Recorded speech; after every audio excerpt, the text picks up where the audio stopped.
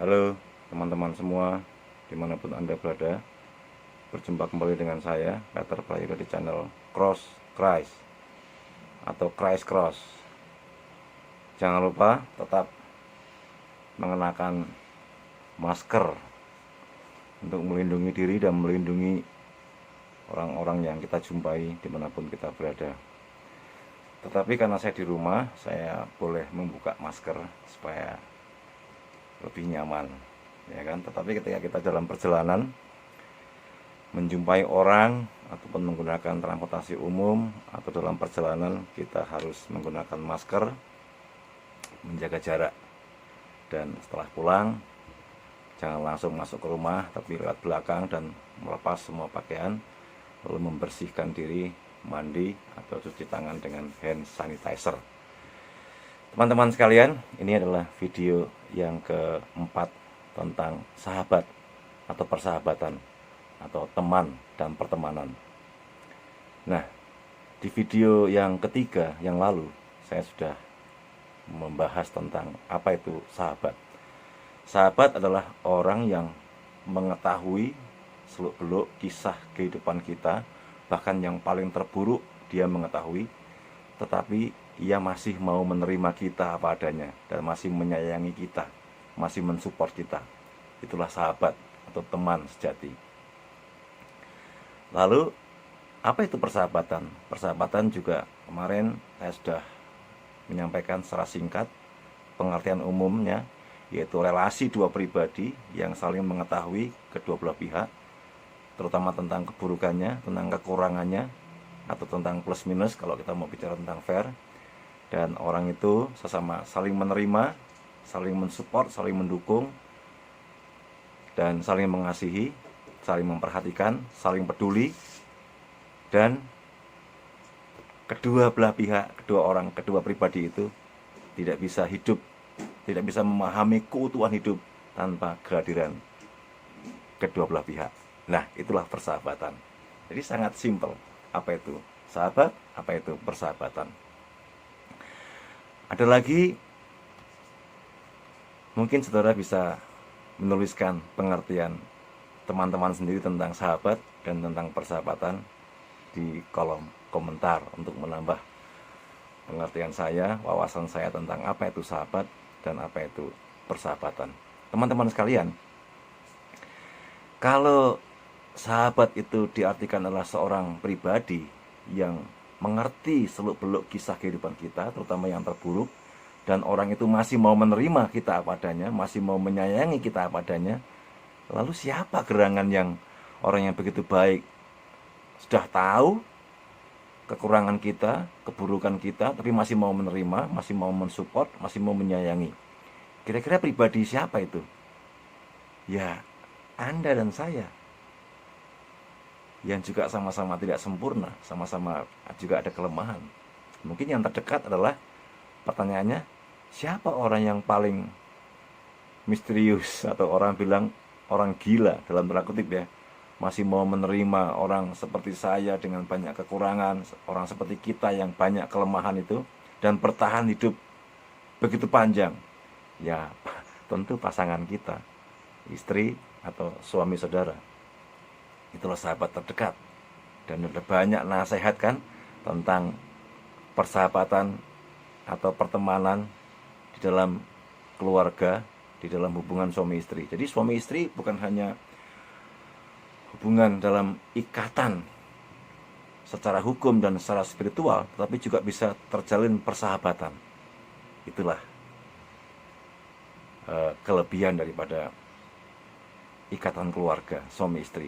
Jika di dalam keluarga relasi suami istri bisa sekaligus sebagai sahabat, jadi akan menjadi orang yang penuh di dalam rumah tangga itu, orang yang utuh dalam rumah tangga itu.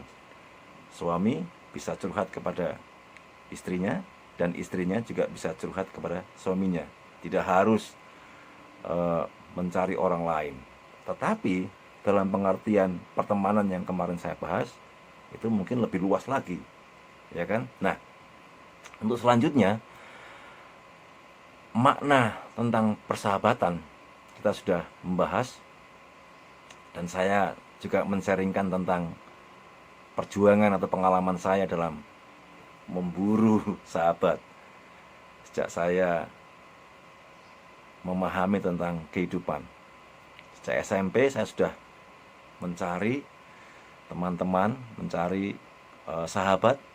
Dan anehnya saya menemukan sahabat itu orang-orang yang lebih tua dari saya. Itu sejak saya SMP. Saya berkeliling setelah menyelesaikan tugas PR, tugas pekerjaan rumah, lalu saya naik sepeda, kadang-kadang pinjem kendaraan orang tua untuk mencari teman-teman baru, untuk berdiskusi, untuk ngobrol, dan untuk tanya jawab.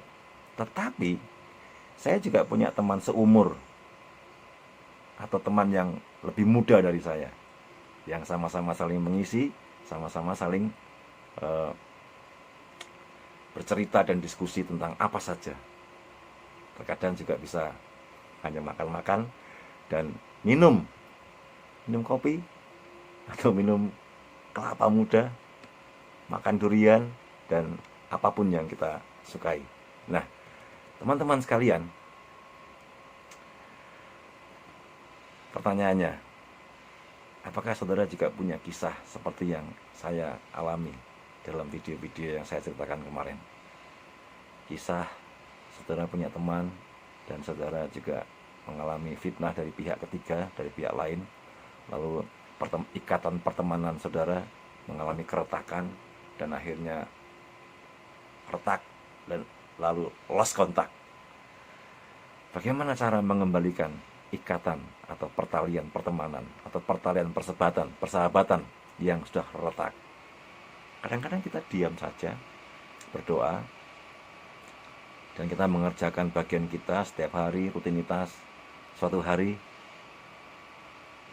sahabat itu kembali, karena mungkin dia sudah mengetahui, oh fitnah yang terdahulu tahun-tahun lalu itu ternyata tidak benar. Ternyata terungkap sendiri. Kan ada nasihat orang tua berkata apa?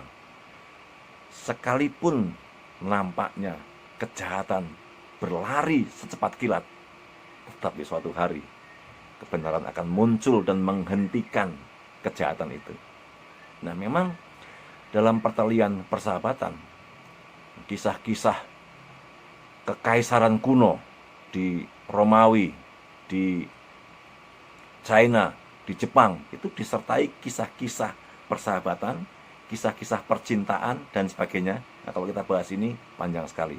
Nanti di dalam video selanjutnya saya akan membahas tentang kisah persahabatan antara pangeran yang tertulis di dalam Alkitab dengan anak penggembala domba, yaitu Daud, yang akhirnya menjadi Raja Daud, menggantikan ayahnya pangeran itu. Itu kisah yang luar biasa. Nah, jika saudara punya kisah yang seperti saya alami, saudara perlu bertekun dalam mempertahankan persahabatan. Hanya dengan menenangkan diri, tidak perlu gusar untuk mencari pembelaan. Tetapi kalau kita punya ruang untuk memberikan hak jawab, memberikan penjelasan kepada teman itu, mengapa tidak? Kita harus menjelaskan bahwa kejadian sesungguhnya bukan seperti yang difitnahkan orang itu. Di tempat kerja, kita juga bisa mendapatkan teman, mendapatkan sahabat. Teman dan sahabat itu sebenarnya dua kata, kalau diklik dalam Google Translate dalam bahasa Inggris itu sama, yaitu friend, ya kan?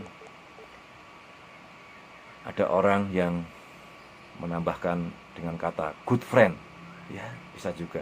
Tetapi saya juga sudah menambahkan di video yang sebelumnya, jangan sampai good friend atau pertalian pertemanan itu lompat dari rel pertemanan atau rel persahabatan.